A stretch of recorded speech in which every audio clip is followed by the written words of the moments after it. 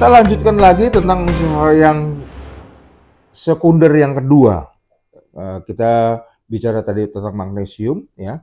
N, P dengan K, nitrogen, fosfor, kalium, magnesium. Nah, kita bicara tentang kalsium, ya. Ingat, kalsium adalah unsur hara makro tapi sekunder. Yang kedua, magnesium, kalsium dengan sulfur biasanya adalah unsur hara makro tapi sekunder, ya.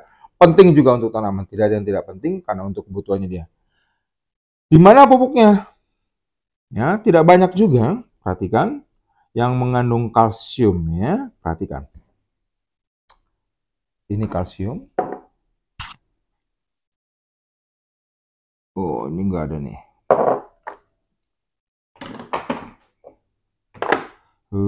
Kalsiumnya, kalsium ini kalsium. Oke, tidak banyak dia. Mana yang mengandung lagi kalsium dan sebagainya, SOP. Udah. Nggak banyak kan, cuma 2 aja. Cukup unik karena kalsium ini tidak bisa disatukan dengan kawan-kawan yang lain. Ingat, kalsium adalah unsur hara makro sekunder yang agak unik. Badannya berat atomnya 40. Kemudian biasanya dia akan mengendap bila disatukan dengan sulfur dengan fosfat. Jadi makanya di pupuk-pupuk lain tidak diberikan kalsium yang cukup banyak, ya. Nanti saya akan jelaskan yang tentang NPK, nanti saya akan jelaskan, ya. Ini adalah pupuk yang mengandung kalsium yang water soluble tentu saja. Kita tidak ada dolomit, kita tidak ada kalsium karbonat, ya, kapur kita nggak ada. Itu juga mengandung Ca, ya. Ataupun kalsium sulfat kita nggak ada. Kita bicara kalsium nitrat. Ini fully water soluble nih, kalnit, merokok kalnit, mengandung 15,5% nitrogen dengan kalsiumnya 26, CaO-nya mengandung 26%. Kalau yang Kare plus boroni sama 15,5, ada 26% kalsiumnya, ada boronnya juga 0,3%. Biasanya ini yang beredar yang untuk kalsium yang siap diserap oleh tanaman. Ya. Oke, hanya 2 aja. Ya, Anda boleh membeli dolomit, boleh membeli kapur atau kalsium karbonat, itu juga mengandung kalsium, ya.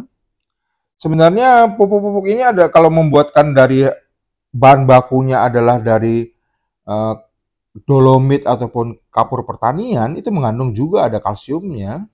Ya, seperti kayak NPK kita. Ini ada juga Ca-nya, magnesiumnya juga ada, tapi kita tidak cantumkan. Ya, kebanyakan orang gitu. Misalnya gini, membuatkan NPK. Fillernya dia menggunakan dolomit dengan ataupun kapur. Ya pasti ada Ca-nya dengan Mg juga. Tapi karena bukan sebagai bahan asupan yang diberikan, makanya kita tidak cantumkan.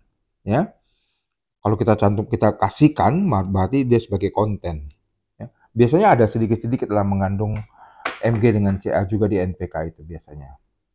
Oke, ini adalah kalsiumnya tadi ceritakan. Kemudian kita akan lanjut adalah di sulfur, ya. Sulfur adalah unsur hara yang ketiga makro sekunder setelah magnesium, kalsium dengan sulfur. Agak unik juga yang mengenai sulfur. Sulfur ini unsur hara ikutan biasanya. Kecuali kalau menggunakan yang khusus sebagai sumber sulfur, misalnya belerang, ya. Batu di gunung, meletus gunung itu biasanya mengandung belerang kan. Itu adalah sulfur murni, tapi kan kalau tidak diproses tidak akan tersedia untuk tanaman. Itu sungguh-sungguh sebagai sulfur, ya. Di mana sih dari pupuk Anda bisa mendapatkan sulfur? Ya, Bapak Ibu sekalian perhatikan. Pertama adalah kalau beli ZA, ini ada sulfurnya. Kemudian rock fosfat juga demikian, tospe juga demikian, ada sulfurnya tapi biasanya tidak dicantumkan, ya. Kalsiumnya juga ada tapi tidak dicantumkan. Saya hanya tunjukkan aja yang di mana sih tersedia sulfur. Magnesium sulfat, kiserit juga ada mengandung sulfur. Konkali juga mengandung sulfur. Ya, sulfur kali juga mengandung sulfur. Ada kandungannya nanti berapa persen biasanya. Oh, mana sulfur kalsium ini? Mana sih mengandung sulfur lagi? SOP juga mengandung sulfur. Magnesium sulfat juga mengandung sulfur, NKP tidak.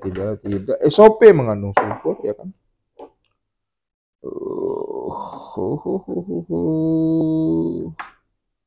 Biasanya juga profit juga mengandung sulfur. Selain tadi ada Mg-nya tuh, ini juga kadang-kadang ada mengandung sulfur. Biasanya bahan ikutan lah.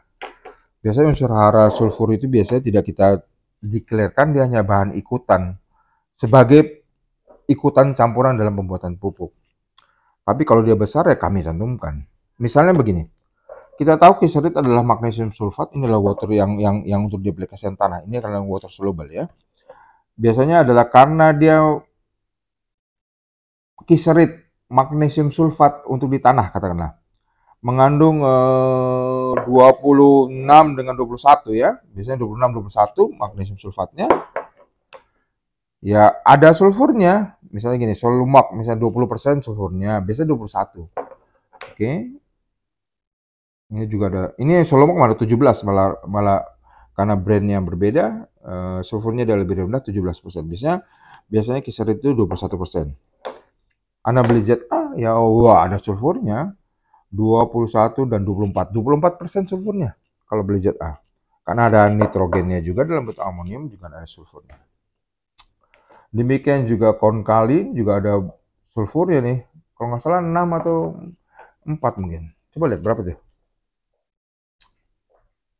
Ini yang mau pegang ini nggak ada. Berapa? 4% kan?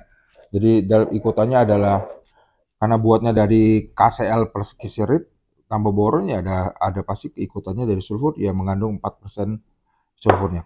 Subur kali berapa? Subur kali mungkin 6 atau lebih kecil. 4 atau 6. 17% sulfurnya.